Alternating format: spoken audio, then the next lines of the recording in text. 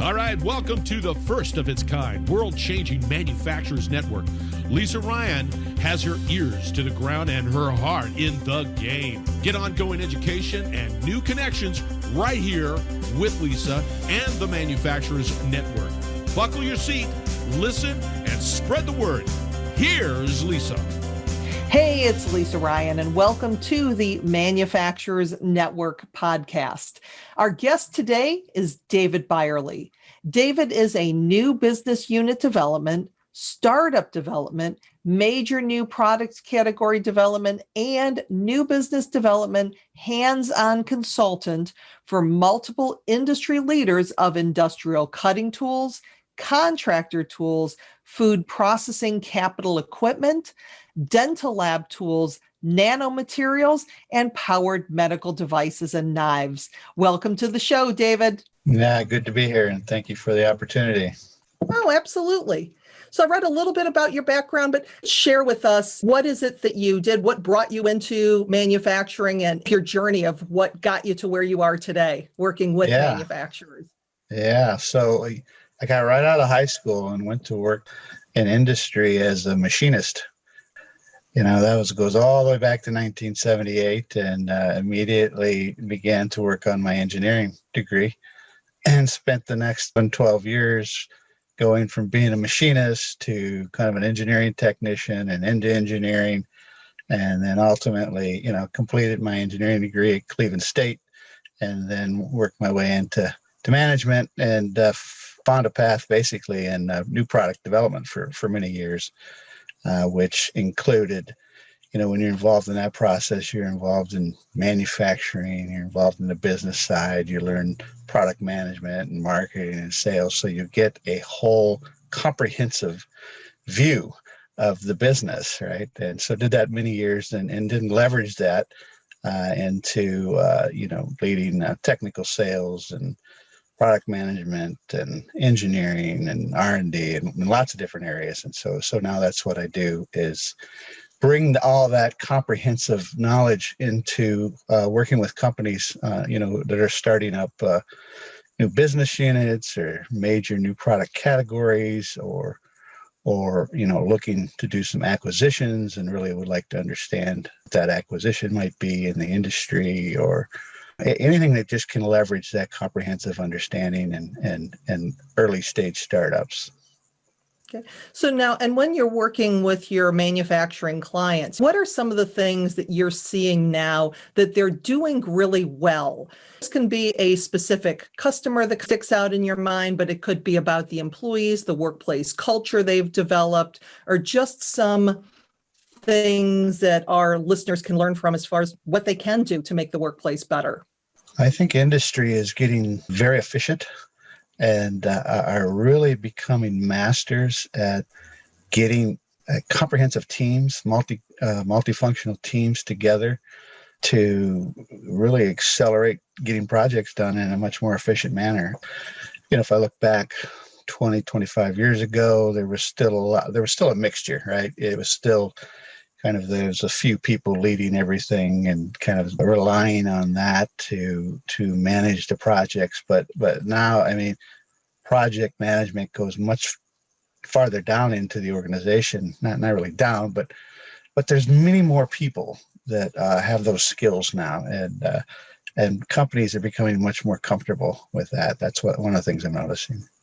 And that's interesting that you say that, because one of the things that we're seeing with the two newest generations in the workplace, the millennials and Gen Z, is they want their input to be heard. They want to be a contributing member of the organization instead of just in days past where it was like, well, let the managers do it. Yeah.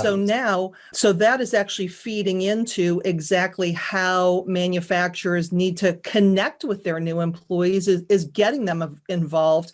And it sounds like what you're seeing is that's really paying off in terms of productivity and just moving the process forward. Yeah, I was working with, I'm working with a client right now on writing two different new business cases. And so I'm working with folks in two different business units, and I'm just really impressed by their product managers and how much understanding they have about how to actually commercialize a product to bring it into industry. I mean, they're way ahead of where, we would have been 15, 20 years ago. Product manager would have kind of just been in the corner doing his basic research. But now a lot of people really do understand how to be successful in commercializing products and things like that. So, yeah, I think the new generation that's coming in is much more, the breadth of contribution with their talents is definitely growing.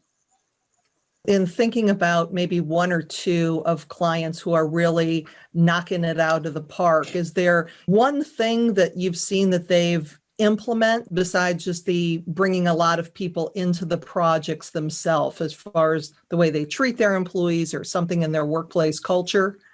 Yeah, so I'm not extremely close to a lot of that, but what I would say is being involved in with several different companies and their cross-functional teams, that there's much more of a level playing field in terms of the meetings, right?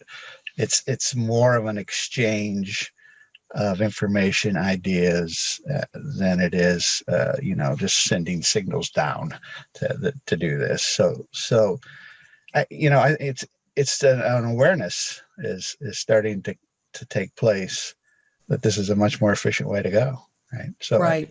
Yeah. Yeah. And I like what you said as far as the people being on the same level, because even if somebody is brand spanking new with the company, they just got their degree. They may not have experience in your industry, but they see the world differently. So creating that safe environment for people to share ideas and to get those ideas on the table and be listened to and taken seriously, that can make a huge difference. They feel like they're valued.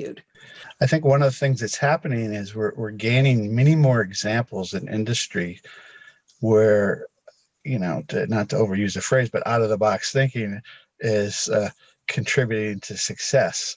And so I think, what in the past would have been, that's kind of blue sky thinking, we now realize it's not so much so, that things are changing dramatically. And so what some of the younger generation is seeing as possible is possible. There's much more of an open mind, I think, about the input.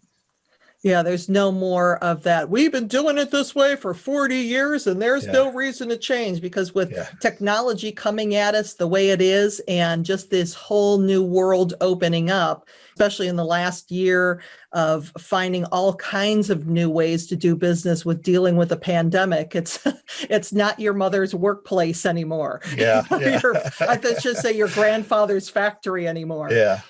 So what are some of the things that you're seeing that are keeping some of your clients up at night? Yeah. So everybody's wondering about, how is technology going to change the whole paradigm? So, for example, in the industrial cutting tool business, 80% of cutting tools are sold through industrial supply distribution.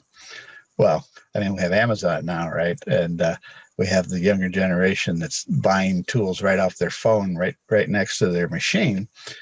Simultaneously, you have this long history of being very successful selling through industrial supply distribution. But everybody's saying, okay, what's the new way that it's going to evolve to? And everybody's thinking about this. And of course, the industrial supply distributors are thinking about it. How can they position their business to provide most value to the manufacturer? The manufacturer is thinking, well, I don't want to get left behind. There's a discussion going on between those two. And there's some models that are emerging that are working well. And one of the new models is that you market direct now to the end user and sell through distribution and ship direct as well. A mid-sized distributor or a smaller distributor who doesn't have the resources to do the marketing. Now we've got this marriage. The mid-size or regional distributor is getting all this good marketing, and they don't feel threatened. It's an advantage for them as well. So there's these new shifts in relationships that are happening, I think people are less likely to live in denial about what's happening and kind of use force and influence to keep things as status quo, realizing that that's a short-term play. Boy, it brings me back in the days when I was in the welding industry selling all kinds of welding consumables. 20 years later, somebody could go, Joe could go online to Amazon and buy a box of rod. At that point, it wouldn't have even, because those personal connections were so important. But again, you have a change in philosophy, a change in that immediate gratification of, I don't need to wait till that salesperson makes their monthly visit. I can go online and with the click of a button, I can add it to the cart and it's here in a day or two. So that is super interesting. And I think it brings up another point for sales reps to figure out new ways of doing business to still support, because the personal relationships are there and it's becoming so much more than just the product of reaching out. So that's a really interesting point. So in what ways do you support manufacturers? Tell us about some of the ways that you work with your clients. If somebody had some questions or needed some help from you, and then what would be the best way to get a hold of you? Yeah, so I do a lot of work also with private equity companies. So I get a pretty comprehensive view of what's going on within several different industries. All that information is extremely confidential and is held confidential. But simultaneously, I'm getting a very strong pulse of what people are thinking about. And so, some of that it was just shared. I mean, this is common industry understanding, right? That there's these new models emerging.